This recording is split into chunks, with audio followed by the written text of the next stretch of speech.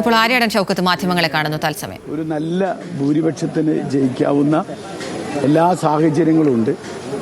പിന്നെ ബൂത്തുകളിൽ എന്താണെന്ന് വെച്ചാൽ 59 പുതിയ ബൂത്തുകളാണ് ഉണ്ടാക്കിയത്. 59 പുതിയ ബൂത്തുകൾ.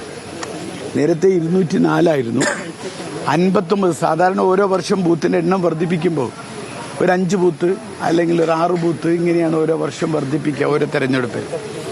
ഇത് നേരെ മറിച്ച് 59 ബൂത്ത് വർദ്ധിച്ചതുകൊണ്ട് ബൂത്തുകളിൽ വോട്ടുകളുടെ എണ്ണം കുറഞ്ഞു. അപ്പോൾ സ്വാഭാവികമായിട്ട് വലിയ നീണ്ട ക്യൂയുടെ ആവശ്യമില്ല. ആർക്കും വോട്ട് ചെയ്ത് പോകാവുന്ന ഒരു അന്തരീക്ഷമുണ്ട്. അപ്പോൾ അതുകൊണ്ട് തന്നെ പിന്നെ പോളിംഗ് ശതമാനത്തെ ബാധിക്കില്ല എന്ന് തന്നെയാണ് വിശ്വസിക്കുന്നത്. നല്ലൊരു ഭൂരിപക്ഷം വരാനുള്ള എല്ലാ സാധ്യതകളും കാണുന്നുണ്ട്. പിന്നെ കാലാവസ്ഥയുടെ പ്രശ്നങ്ങളൊന്നുമില്ല.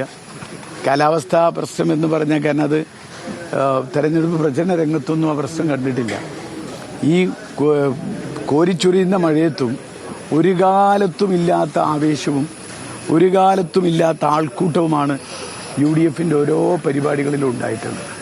അത് കുടുംബയോഗമാവട്ടെ, എൻ്റെ പര്യടനമാവട്ടെ, കൊട്ടിക്കലാശമാവട്ടെ, പ്രിയങ്കാ ഗാന്ധിയുടെ പര്യടനമാവട്ടെ, എല്ലാ പരിപാടികളിലും ആദ്യം മുതലേ ഒരു വലിയ ജനക്കൂട്ടം വരുന്നു.